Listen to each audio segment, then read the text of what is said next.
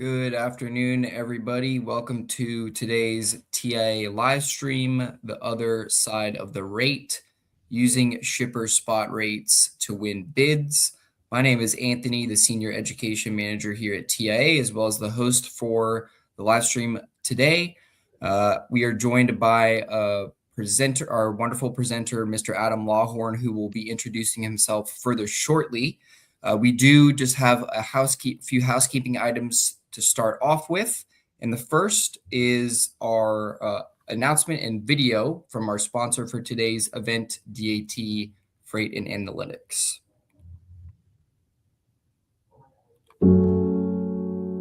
Freight isn't static, it's dynamic. It evolves. Today, freight brokers have more on the line, and they need to act faster than ever before. Rates move, capacity shifts, and customer expectations never slow down. That's why, for decades, brokers have trusted DAT. Now, we're evolving to serve you better. We've brought together innovative companies and brilliant minds obsessed with solving broker problems. And we've accelerated how quickly ideas become products, all to create a one-stop shop for trusted capacity, automation, and real-time insights. That means the largest, most secure carrier network in freight.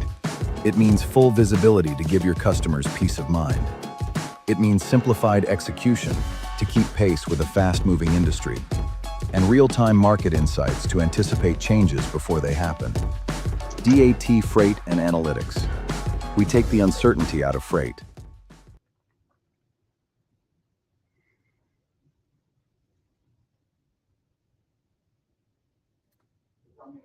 All right, and thank you, everyone. And just bear with me for a sec while I reset everything. Perfect. And now we're going to continue on with the TIA antitrust statement. Discussion, comments, and presentations during TIA functions must not refer to any past, present, or future rates, prices, or anything related thereto.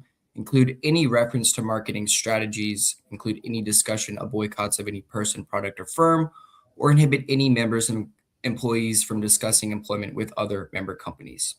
Additionally, things you hear during the meeting that are confidential and private to TIA should not be shared publicly without its prior consent or used against or in competition with TIA. Next up, for questions during the event today, we have options for you to choose from. If you could please just submit your questions or comments in the LinkedIn or the YouTube comment section that you see where you are viewing this event. We will aim to address some questions during the Q&A portion of the presentation today. If you're uncomfortable submitting your question on LinkedIn or YouTube, feel free to email it directly to education@tianet.org with the subject live stream. Additionally, when you want to come back to watch this recording, you can come back to the event, again, where you are viewing it on LinkedIn or YouTube, and rewatch the video. And then if you also have any other questions when you are rewatching that recording, please feel free to submit your questions or then again, email education@tianet.org. With that, Adam, I will turn it over to you, sir. Thank you very much. Nice to meet you all. My name is Adam Lawhorn. I am a senior analytics consultant here at DAT. I have been with DAT for the last 4.5 years on our data analytics services team. Prior to that, I spent 3.5 years at US Foods in their corporate logistics, mostly on the carrier development team, but also spent some time load planning. Our team does custom data integrations here at DAT. So whenever we have new data points, such as shipper spot rates, we get a good taste and also have some time to do custom calculations based on these new products. And over the last few months, I've been focusing on shipper spot rates. And today I'm going to explain to you all why I see buy-side benchmarking as incomplete, make a simple use case for why you should be benchmarking your sell-side rates, and how you can apply sell-side benchmarking to your entire network.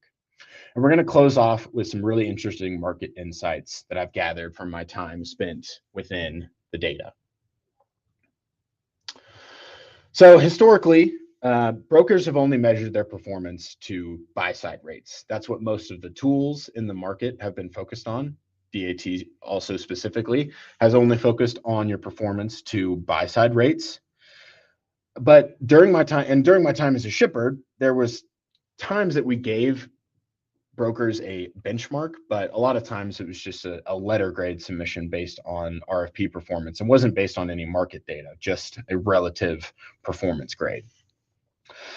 Because that's where most of the industry has spent their time and their focus, the logical thinking is that as long as you beat the buy side, then you're winning and you're winning optimally. But what we found is that that is not the full story. You could either be leaving money on the table or putting yourself in a bad position and winning an unfavorable bid. So let's see how DAT accounts over the last few months have displayed that. So this graph here shows the number of accounts that either buy above or below the national average spot rate. The blue bars will correspond with contributors that have bought above, on average, the national rate. Thank you, Anthony. Switching the slide there. I'll get there next time.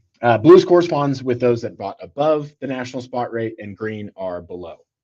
They're grouped by average margin, and the national average margin shown in the middle with that orange line. So what we see here is the green distribution is wide and right shifted.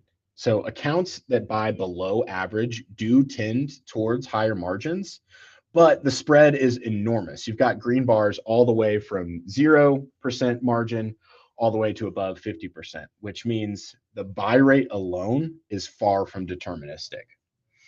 If buying below market automatically meant your margins are optimal, we would see no green to the left of our average margin line. And what we found is that 53% of the accounts that buy above market average still beat average margin. To elaborate further, let's look into this quadrant analysis here. So each dot is going to represent an account's performance in a given month. So total observations. There's two big surprises to take away from here. The orange cluster, which is buying below average margin, or is buying below the rate, the average spot rate, but margin still lags. And that's over 12% of observed months. And that's not noise. The upper right quadrant in blue, buys above but wins anyway, is actually the second largest group at 28%. So over 1 in 4 total accounts beat the national average margin despite paying above average national spot rates. And of the brokers that buy above the average spot rate, more have above average margin than below. And I think that's a really interesting takeaway as we dove into this. And about the spread, the scatter is vertical, it's not diagonal. So if cheap buying reliably produced higher margins, you'd see the dots tilting from bottom left to top right, but instead the spread is almost entirely up and down within each half. So that tells us that something other than spot rate is setting margin outcomes. So let's talk about the most simple way we see RFPs run. Most brokers will determine their buy side cost either by using a benchmarking tool such as DAT or other internal pricing algorithms and tools. They will add a target margin, they'll submit to shipper and win and negotiate from there. However, with just measuring your buy side, you could be missing out on margin or setting yourself up for failure. So let's take a really, really simplified example of how this can play out. So here we've got two different brokers, broker A and broker B. Both are optimally buying in this scenario at or below the market rate for their spot rates. But broker B is aware of shipper benchmarks and what market margin rates are. Let's take a scenario where both are submitting onto a shipper's spot board. On a wide margin lane that we see, broker B knows the shipper benchmark and is able to capture more margin. On a tight margin lane on the right that we see, broker B knows that they're only able to capture so much on that lane, and they can either win it strategically to increase the volume that they have with the shipper, or decide to walk away from the transaction and avoid because the juice isn't worth the squeeze. Even though both of them had the same exact buy cost, broker A is missing out on margin and will win less lanes, while broker B is able to cushion their margin and protect margin on certain lanes. In that tight margin scenario, broker A is missing out on the opportunity altogether, or is spending excess time renegotiating with the shipper and ultimately ending up lower. Broker B wins the load, maybe to compress margin, but stays competitive. And this is important when you're trying to increase favor with a shipper, win a few lanes, know that you can compress your margin and show that your service is better compared, and ultimately over time win more volume. So now that we've seen how that can play out on a spot board or a mini bid, let's dive into some network analysis that you can do.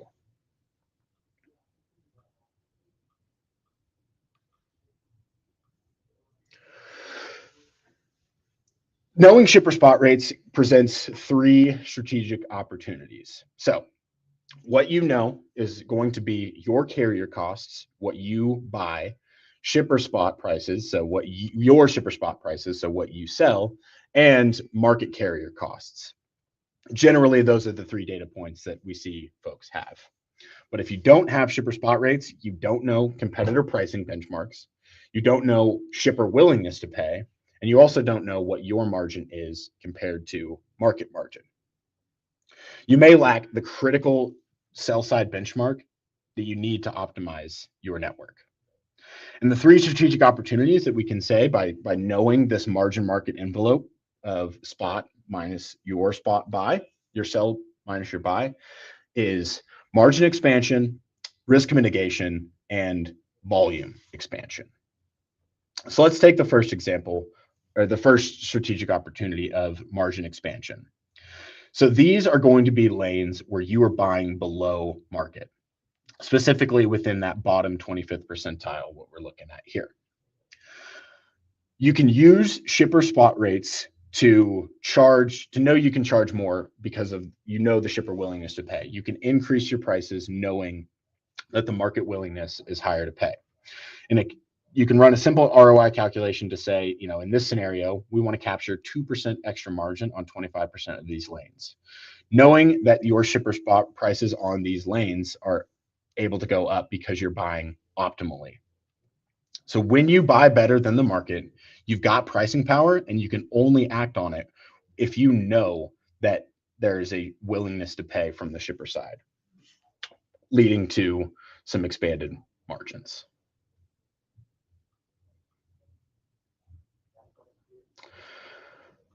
For our next scenario is going to be risk mitigation, and this is going to be avoiding the winner's curse. So you're going to want to look at lanes where you buy above market. So this is lanes where you present a significant risk. Using shipper spot rates, you can identify unprofitable lanes and either walk away from bids and make no bid decisions, or renegotiate with shippers based on your cost. So simple ROI calculation to prevent margin loss on these lanes by making better decisions. So where you are overpaying for capacity, you're vulnerable, but underpricing on the sell side, by underpricing on the sell side and overpaying on the buy side. These are transactions where you're going to either want to walk away or need to focus on better buying decisions moving forward. The third unique opportunity that we have is going to be volume expansion. So these are lanes where you're buying around the market rate. Presents a strategic pricing opportunity that can lead to volume expansion. You can use shipper spot rates on these scenarios to price just below to increase your volume on these lanes with shippers. On these lanes, you're not handicapped by high cost nor advantaged by low cost. So winning on these lanes and servicing profitably depends on intelligent pricing strategy. So now that I have made a case for using shipper spot rates and applying it to your network wide, I want to now dive into some really interesting trends I was able to find while diving into this data. So this graph here displays activity index by margin zones, specifically for dry van. So on the left half of the graph, we've got spot activity. So this is an index of relative spot activity in the market. And the lighter on the right is going to be contract activity. For periods of compressed margin, we see significantly higher spot activity, which I thought was really interesting find in this. But it may also make sense. It either corresponds to an increase in overall demand in which carriers with capacity can flex their pricing power and lower margins, or it corresponds with a lower shipper spot rate. So maybe shippers in these market conditions are willing to play and gamble on spot board because it may present a strategic pricing opportunity for them. On the right side, for healthier margins, we are going to see more contract freight. And that makes sense. When brokers have healthy margins, shippers are going to be more inclined to move all of their freight via contract rather than spot. And just to put some numbers to that, this chart displays the relationship between the spot and contract activity on the right-hand side. So a higher spot number, a higher difference on that right-hand number is going to indicate more spot activity, and a lower or negative is going to correspond with contract. And those margin zones that we noticed are going to be compressed margin corresponds to about 10%, normal is around 14%, and healthy is at 16%. So interesting takeaways there.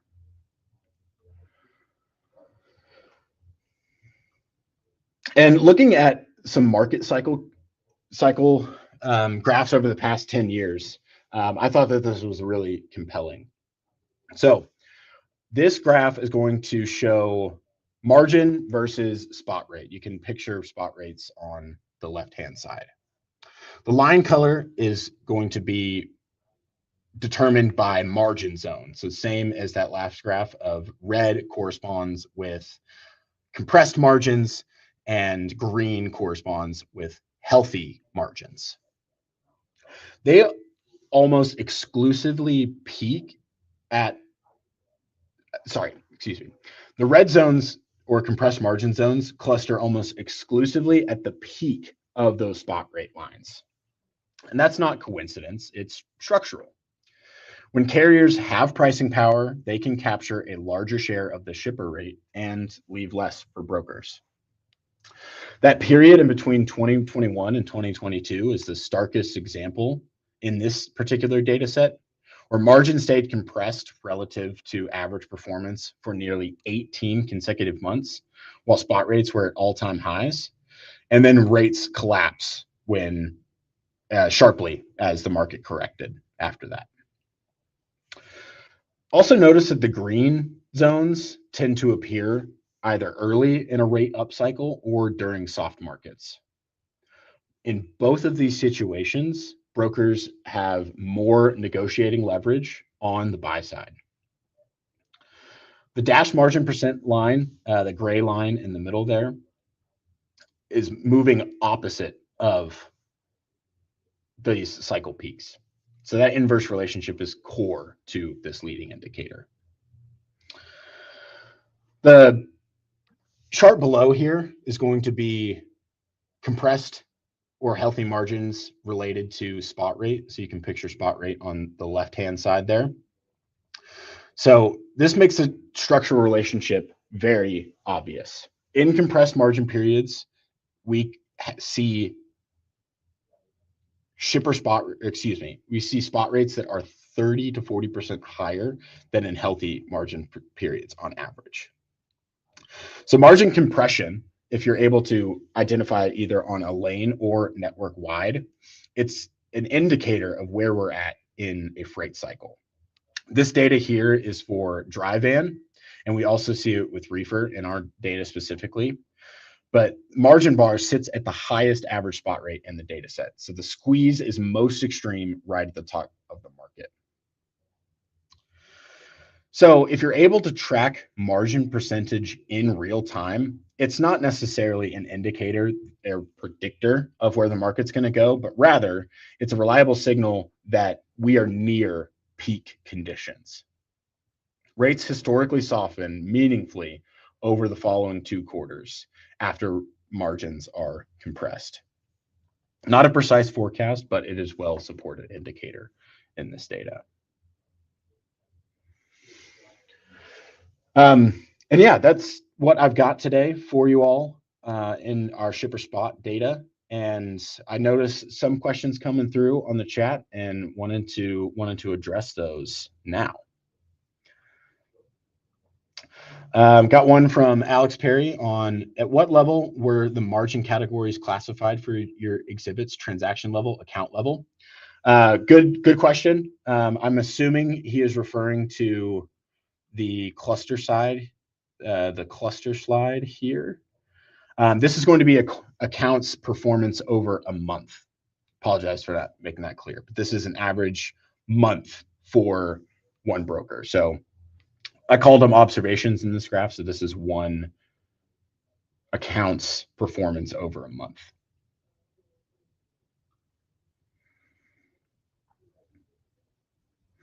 Did see one on if there would be a recording available. Absolutely. Follow up with either me on LinkedIn or Anthony with TIA, and we will be able to get those out to you.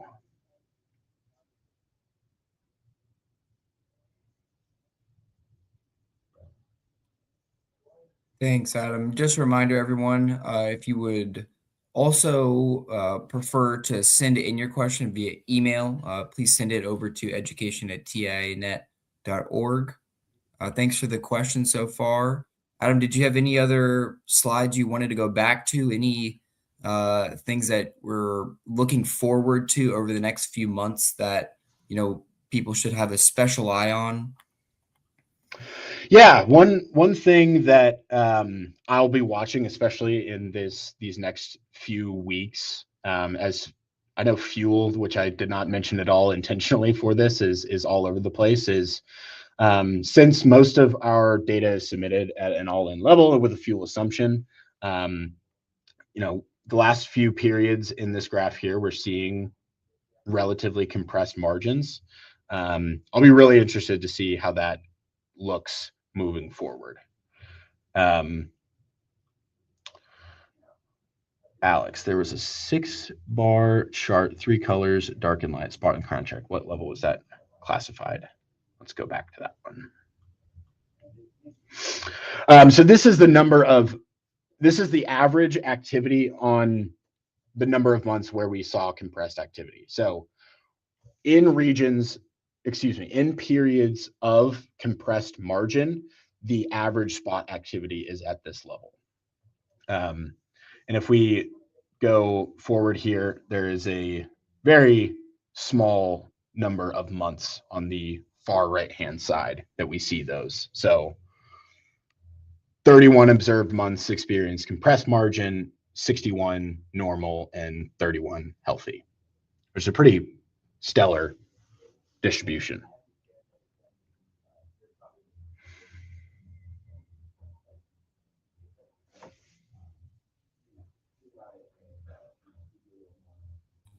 Thank you, Adam. And Alex, thanks for your questions.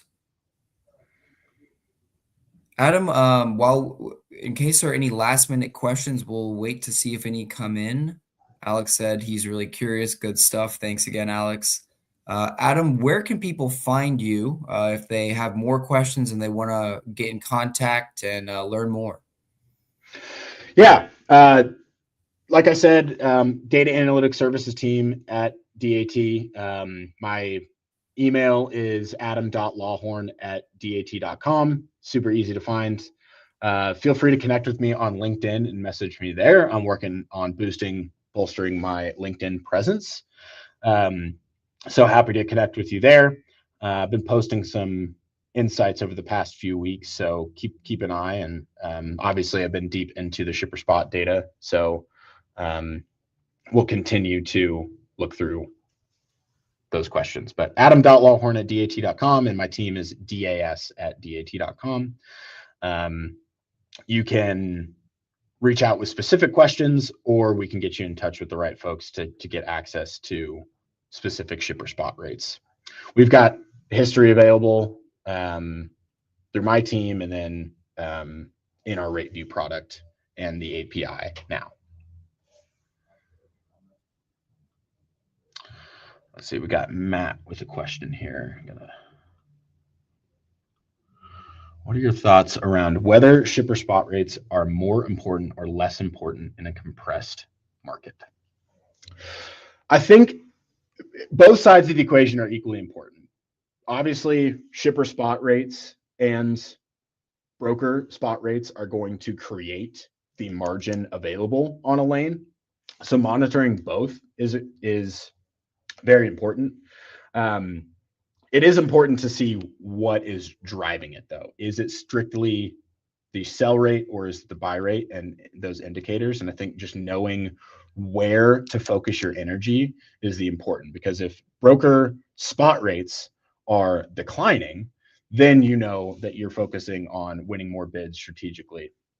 But if you know that it's because the shipper willingness is dropping, and there's nothing you can do about it on a market level, then you need to focus on your buying strategy in that case. So I think knowing both sides of the equation is equally important here, but just to watch out for both.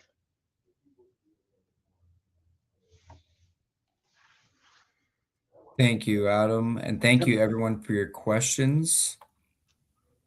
Seems like that was a good question to end on. And again, everyone, when you come back to this recording, if you have more questions, feel free to email us, or again, just put it in the comments and we will do our best to get back to you.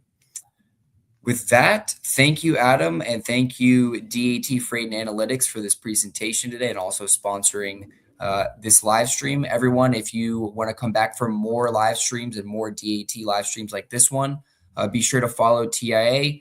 Follow Adam on LinkedIn. If you're on LinkedIn watching this, he's added as the speaker, so you can go there, click on Adam, and find out more information about his team and DAT as well. With that, I think we are all set. Adam, it was a pleasure having you on today, sir. Look forward to the next one, and we will see everyone soon. Absolutely. Thanks for having me. Thanks, Adam. Appreciate it. Take care, everybody.